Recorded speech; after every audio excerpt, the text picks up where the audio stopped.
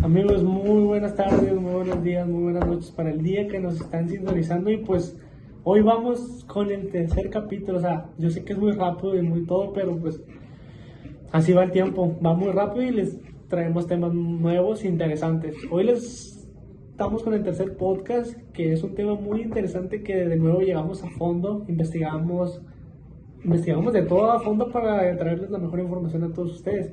Yo creo que este tema va a ser un poco más corto porque prácticamente va a ser un tema que no varía mucho y que este es más fácil de explicar, como los otros que explicamos el conocimiento y la filosofía. Entonces este tema abarca distintas ramas de pensamiento que nosotros tenemos y pues claramente vamos a hablar de este tema que es los sofistas. Claramente son igualmente de la antigua Grecia y de la antigua pasado. Hoy tengo a mis compañeros aquí que es Samantha, Valeria y Ariana. Entonces este tema va a ser muy interesante para todos ustedes y para todos nosotros. Espero sea de su agrado y pues pongan mucha atención. Muchas gracias. La profe una vez nos dijo que la palabra sofista era lo sabio, a diferencia de los filósofos que buscaban una verdad universal. Estos sofistas eran como profesores que viajaban, iban en ciudades distintas para explicar una manera, un punto diferente. ¿A qué voy con esto? Que los sofistas iban a distintas ciudades para enseñarles a la gente el cómo expresarse, el cómo hablar en público, el cómo hablar del tema político, el cómo hablar del tema social. Eso es lo que hacían eso, y eso es lo que lo hacía muy interesante, porque ellos hablaban y enseñaban a cómo expresarse en todo alrededor de las personas que lo rodeaban. Entonces, este tema va a ser muy interesante, espero se les agrade y pues vamos a darle. Y su filosofía no se centraba en el universo, sino que se centraba en el hombre y en la sociedad, en cómo actuaba y todo ese tipo de cosas. Era como si se hubieran dado cuenta de que, pues en lugar de preocuparse, en lugar de saber si la tierra está hecha de fuego o de aire, pues era más útil entender cómo vivía la gente y cómo se organizaba dentro de una sociedad. Y ese método era súper interesante porque ahí nos habían explicado lo que era empírico e inductivo, ¿se acuerdan? Recopilaron un montón de observaciones de casos particulares para llegar a una conclusión general. Y es como si en vez de estudiar la teoría de la física te pusieras a lanzar pelotas para ver cuál es la que llega más lejos y tratabas también de entender por qué esa llegaba más lejos. Y eso los llevó a la conclusión super, hiper, mega radical, que fue que realmente es imposible conocer algo con certeza. O sea, ¿se imaginan? Realmente un especialista no puede decir que es realmente especialista porque no se conoce algo con certeza. Uno nunca sabe si eso sí es verdadero o tal vez nos faltó descubrir otra cosa más o algo así. Es como si te dijeran que no hay una respuesta correcta, o sea, ni perspectiva, no respuesta, no nada. Que todo depende de la perspectiva. Todo depende de la perspectiva, sí. Exactamente. Ok, pues en la vida real lo vemos todo el tiempo en redes sociales, lo que es correcto, lo que no es correcto para un grupo. Por ejemplo, en un grupo puede haber ciertas reglas que para otros es como X, o sea, no les interesa. No hay, ¿cómo se puede decir? No hay una única verdad, sino son verdades que se construyen en contextos específicos. Yo tengo dos puntos aquí muy interesantes que les voy a hablar. O sea, voy a hablar sobre el relativismo y el conocimiento. El relativismo fue uno de los conceptos claves de la idea de que el hombre de la medida de todas las cosas. De Protágoras, eso significa que la verdad no es algo objetiva, sino depende de cada persona. Un ejemplo sencillo que se me ocurre ahorita es el sabor de una comida.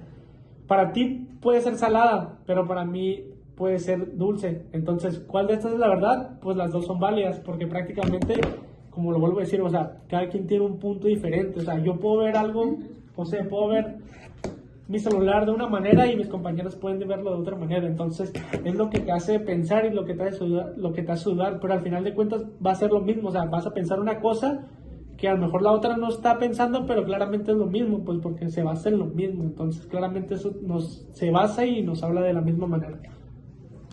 Y esto se aplica en la moralidad. O sea, por ejemplo, en algunas culturas es normal que todos vivan con una familia extendida, pero en otras se valora más la independencia. Y pues aquí se me fue. Ay, o sea, y en otras se valora más la independencia, y aquí los sofistas ya aplican lo que es que no hay una forma correcta o mejor de vivir, o sea, sino que cada sociedad tiene sus propias normas para vivir. Vale. Y eso me hace pensar en cómo usamos la palabra crisis. En el podcast anterior expliqué que la palabra crisis viene del griego, que significa separar o decidir. La llegada de los sofistas fue una crisis, ya que separaron el conocimiento del dogma. Ahí nos forzaron a nosotros mismos decidir qué era lo que creíamos. O sea, literalmente nos dejaron a la deriva. Ok, y aquí es donde entra Platón. A él no le gustó para nada la idea de que no existiera una verdad universal. Por eso propuso una teoría de los dos mundos, que prácticamente se basa de que él piensa una manera, pero los demás van a pensar otra cosa. Entonces a unos les decía creer de esa manera que ellos van a pensar y van a creer, pero él va a pensar otra cosa. Entonces, ¿cómo perjudica y cómo beneficia a eso, pues, esos puntos? Pues de que unos pensaban su manera de pensar, pero él tenía otra manera de decirlo. Entonces para él se basó en esos puntos y decir, yo me creo en eso y me voy a basar en eso, pero a otras personas les voy a dar otra perspectiva de lo que en realidad es. Sí, esto del mundo sensible y del mundo de las ideas, el mundo sensible es el mundo nuestro. El que vemos y tocamos es el imperfecto, cambiante o corruptible. Es donde está la silla que se rompe, la manzana que se pudre y ese tipo de cosas. Y el mundo de las ideas es un plano superior, por ejemplo. O sea, donde las ideas allá son perfectas, inmutables y eternas, donde la palabra de lo que es silla o de manzana es algo perfecto y es algo único. Ya en nuestro mundo ya son como copias de eso, ¿saben? Okay.